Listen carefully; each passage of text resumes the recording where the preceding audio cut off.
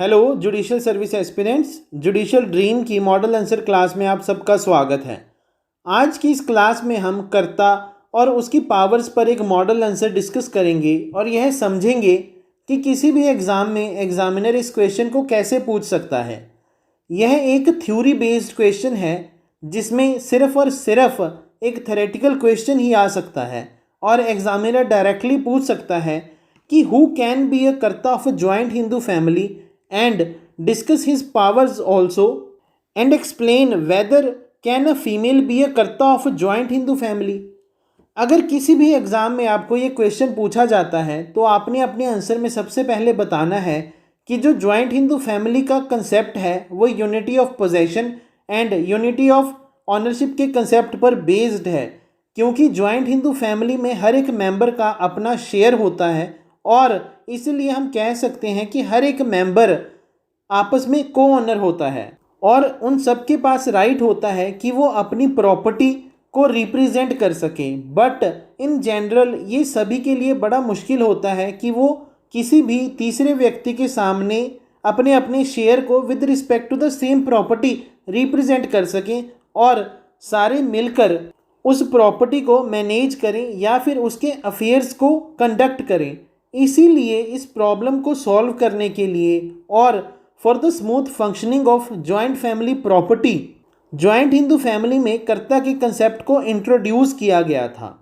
अपने आंसर में कर्ता की नीड को डिस्कस करने के बाद हम बताएंगे कि कर्ता एक वह पर्सन होता है जिसके पास अनलिमिटेड पावर्स होती हैं और वो जॉइंट फैमिली प्रॉपर्टी को मैनेज करता है और उसके रिगार्डिंग जो भी डिसीजन है वो लेता है और जो भी डिसीजन कर्ता लेता है वो सभी फैमिली मेंबर्स पर बाध्य होते हैं। इसके बाद हम अपने आंसर में एक क्वेश्चन अराइज करेंगे कि who can be a karta of a joint Hindu family. इस क्वेश्चन को अराइज करने के बाद हम अपने आंसर में बताएंगे कि जो एल्डेस्ट मेल को पार्टनर है फैमिली का वो ही सिर्फ कर्ता बन सकता है। जो उसकी पोजीशन है वो सुई जेनरिस है। इसका मतलब अगर कोई भी पर्सन एल्डेस्ट को पार्टनर है जॉइंट हिंदू फैमिली का वो पर से कर्ता कंसीडर किया जाएगा। उसकी इनकेपेबिलिटी या फिर उसकी एज या फिर इलनेस कुछ भी हिंड्रेंस क्रिएट नहीं करेगी उसकी कर्ता बनने में। मगर अगर वो व्यक्ति अनसाउंड माइंड का है तो उस केस में जो कर्ताशिप है वो किसी और सीनियर मोस्ट मेंबर को दी जाएगी। बट अगर वो अनसाउंड माइंड का नहीं है but due to old age या फिर इलनेस के कारण वो अपने अफेयर्स को मैनेज नहीं कर सकता तो उस केस में वो मैनेजिंग पावर को किसी और को पार्टनर को डेलीगेट कर सकता है, परंतु वो यह पावर तभी डेलीगेट करेगा जब बाकी सब को पार्टनर्स अपनी अपनी कंसेंट देंगे। इसके बाद हम अपने आंसर में नरेंद्र कुमार जे मोदी वर्सेस सीआईटी के केस को डिस्कस करेंगे जिसमें सुप्रीम कोर्ट ने कहा था कि कर्ताशिप को कभी भी डेलीगेट नहीं किया जा सकता बट मैनेजिंग पावर्स को डेलीगेट किया जा सकता है। बट अगर कोई भी व्यक्ति जो करता है वो ड्यू टू ओल्ड एज या फिर इलनेस के कारण अपने अफेयर्स को मैनेज नहीं कर सकता तो उस केस में with the consent of all the other को पार्टनर्स वो कर्ताशिप को किसी भी जूनियर को पार्टनर्स को डेलीगेट कर सकता है। But the general rule is जो भी व्यक्ति एल्डेस्ट को पार्टनर है जॉइंट हिंदू फैमिली में वो ही कर्ता कंसीडर किया जाएगा। इस केस को डिस्कस करने के बाद हम अपने आंसर में union of India versus Shri Ram Vohra के केस को डिस्कस करेंगे जिसमें सुप्रीम कोर्ट ने कहा था कि जो एक कर्ता की पोजीशन है वो स्पेशल पोजीशन है और किसी भी जॉइंट हिंदू फैमिली में सिर्फ और सिर्फ एक ही कर्ता हो सकता है बट मैनेजर्स कितने भी हो सकते हैं। इसके बाद हम अपने आंसर में पोजीशन ऑफ कर्ता को डिस्कस करेंगे जिसमें हम बताएंगे कि जो कर्ता की पोजीशन है वो एक स्पेशल पोजीशन है और वो सिर्फ और सिर्फ जॉइंट फैमिली का या फिर जॉइंट प्रॉपर्टी का मैनेजर नहीं होता है, क्योंकि वो जॉइंट हिंदू फैमिली के हर एक अफेयर को मैनेज करता है। उसकी पोजीशन एज अ एजेंट और ट्रस्टी होती है बट जो उसकी पावर्स हैं वो अनलिमिटेड होती हैं। उसके पास पावर है कि वो किसी भी को पार्टनर्स के बीच में डिस्क्रिमिनेशन कर सकता है और किसी को ज़्यादा मेंटेनेंस या फिर किसी को कम मेंटेनेंस दे सकता है उसके पास पावर है कि वो किसी भी डिस्प्यूट को कॉम्प्रोमाइज़ कर सकता है, और अगर कोई भी डिस्प्यूट अराइज होता है regarding the joint family property, वो उसको रिजॉल्व करने के लिए आर्बिट्रेशन में रेफ़र कर सकता है। जो भी कोई फैमिली इनकम अराइज होती है उसका होल्ड कर्ता के पास होता है, और वो ही सिर्फ डिसीजन ले सकता है regarding the allotment of that money.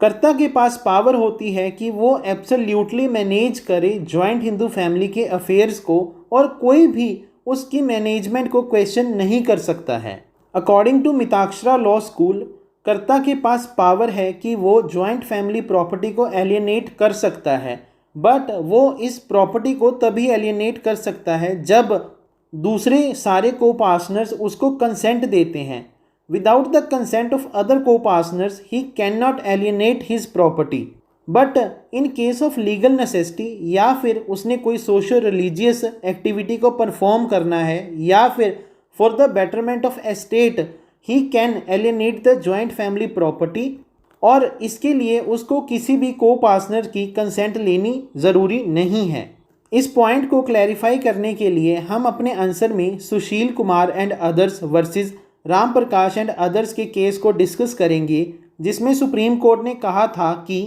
Legal necessity, या फिर for the betterment of estate, या फिर to perform the socio religious duty, कोई भी karta without the consent of other को पार्टनर्स प्रॉपर्टी को एलियनेट कर सकता है। अगर वो प्रॉपर्टी को एलियनेट करता है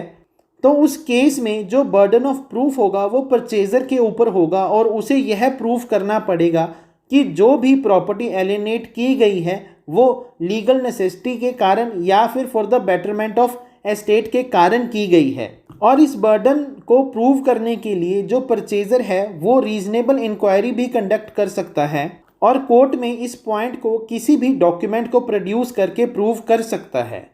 बट किसी भी केस में अगर परचेजर अपने बर्डन ऑफ प्रूफ को फुलफिल नहीं कर पाता तो उस केस में बाकी को पार्टनर्स के पास राइट है कि वो उस एलिनेशन को सेट असाइड करवा सकें। अगर हम सिंपल भाषा में कहें तो कर्ता के पास अनलिमिटेड पावर्स हैं, वो किसी भी तरीके से जॉइंट फैमिली प्रॉपर्टी के अफेयर्स को मैनेज कर सकता है, और उससे जो भी इनकम अराइज हो रही है उसको कैसे भी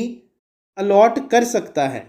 अपने आंसर में कर्ता की पावर्स को डिस्कस करने के बाद हम एक और क्वेश्चन अराइज करेंगे कि whether can a female be a karta of joint Hindu family. इस पॉइंट को क्लैरिफाई करने के लिए हम अपने आंसर में Mrs Sujata Sharma versus Shri Manu Gupta and others के केस को डिस्कस करेंगे,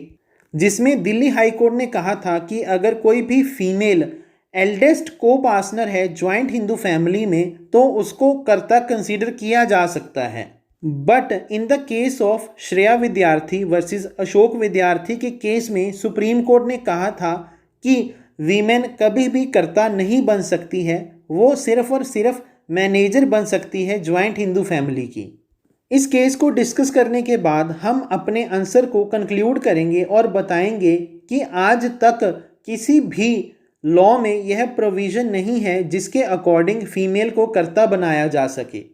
हमने 2005 के अमेंडमेंट के बाद हिंदू सक्सेशन एक्ट में डॉटर को पार्टनर भी बना दिया है, बट टिल नाउ अभी तक यह कोई भी प्रोविज़न नहीं है जिसमें उसको कर्ता कंसीडर किया जा सके। But to bring the equality and to follow the norms of the constitution of India, ये अभी